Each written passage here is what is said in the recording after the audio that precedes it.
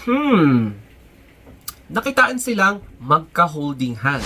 Ang basketballistang si Richie Rivero at ang former Binibining Pilipinas alumni na Binibining Pilipinas Globe na si Leren May Bautista. So, ang tanong, ano nga ba ang namamagitan sa kanila? Is it friendship or meron pa talagang something else? Kaya nga nabanggit ni Leren May noon na as long as you're happy, who cares? Tignan mong mabuti ang picture na ito. So, merong tatlong collage pictures na kung saan nakitaan sila as a sighting na magka-holding hands. So, ito ba yung part na nag-outreach sila? Or baka separate na lakad nilang dalawa lang na wala na silang kasama dyan? Kaya, panoorin natin yung isang video clips na ito.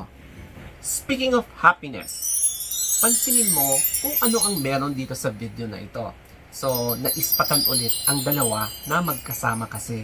And this time, mapapaisip ka na kasi hindi lang yung magkasama silang dalawa ang parang kapansin-pansin, kundi yung dalawang kamay nila na parang ganito, magka-holding hands. Kaya marami tuloy ang nagtataka. Ano nga ba ang real score ng dalawang ito na si Richie Rivero and Leren May Bautista na kamakailan lang ay dininay yung romantic relationship ng dalawa. Pero marami talaga ang mga sightings na kung saan nakitaan silang dalawa na ngayon mas kasindak-sindak kasi magkadikit na yung dalawang kamay nila. O, di ba? Kaya lang wala pang confirmation. So, parang ang nakikita lang natin is dalawang tao na magkasama na kahit nasabihin natin na hindi intimate. Pero ang importante, nakikita natin silang dalawa na masaya sa isa't isa as a friendship man or something else. So, ano nga ba ang palagay mo sa dalawang ito? Kaya lang, naglabas ng statement si Leren May Bautista. So, sabi niya dito, official statement of Office of Councilor Leren May Bautista regarding her alleged romantic involvement with basketball player Richie Rivero. So, ito na yung statement niya. We would like to address the disinformation that has been circulating across social media platforms regarding Councilor Leren and her alleged romantic involvement with basketball player Richie Rivero. We want to make it clear that these claims are entirely false and have no basis in reality. Councilor Leren May Bautista has dedicated herself to serving the community of Los Baños with utmost sincerity and integrity. Her commitment to public service has been shaped by the support and trust of the people she represents. The recent outreach activity in which Councilor Leren May participated with Richie Rivero is not an indication of a romantic relationship between them. The event was organized as part of Councilor Leren's ongoing efforts to serve the people and contribute to the welfare of her community. The video that went viral depicting Richie's belated celebration with his friends, whom numerous other invited individuals joined, was taken down due to concerns about potential misrepresentation by viewers.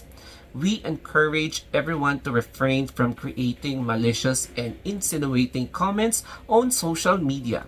Likewise, we call on everyone to understand the importance of fact-checking information shared across various internet platforms.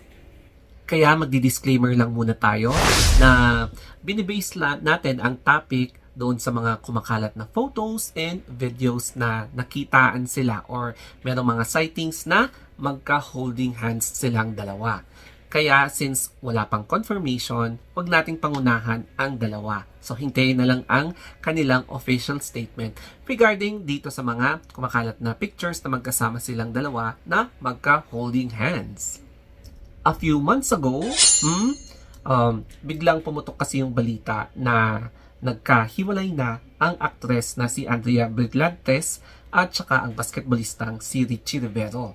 Tapos, mas lalo pang naging viral hit ang dalawa, yung kanilang breakup, nung nagkaroon pa ng mga follow-up na topics, follow-up na interview, follow-up na mga post, kung ano-ano pang post.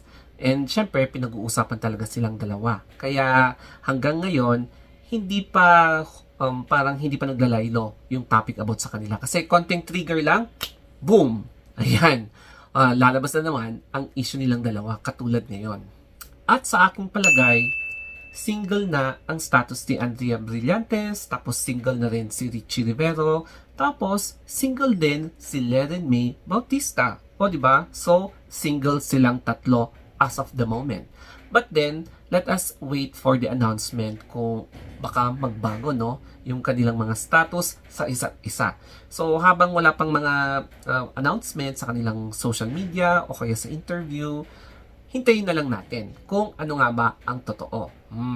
Tsaka, kung masaya talaga sila sa kanilang mga current status, let them be. Diba? Kasi karapatan nila yan, karapatan nating maging masaya. We choose happiness. Kasi importante talaga na maging stress-free, tapos wala kang iniisip na katoksikan or kanigahan. Basta ang importante, you are very pleasured. O diba? Tama ba yung term ko na yon? Basta ang importante, happy ka kung ano man yung ginagawa mo ngayon. Kaya ang lesson natin sa topic na ito is about choosing happiness. Basta, ang importante, wala kang inaapakang ibang tao. For as long as happy ka sa ginagawa mo, be always happy, but with precaution. O, diba? Kaya, sana nakarelate kayo dito. And I hope na may mga mapupulot na aral tungkol sa pagiging masaya. O, diba? Okay, so, thank you guys. Always stay safe and stay happy.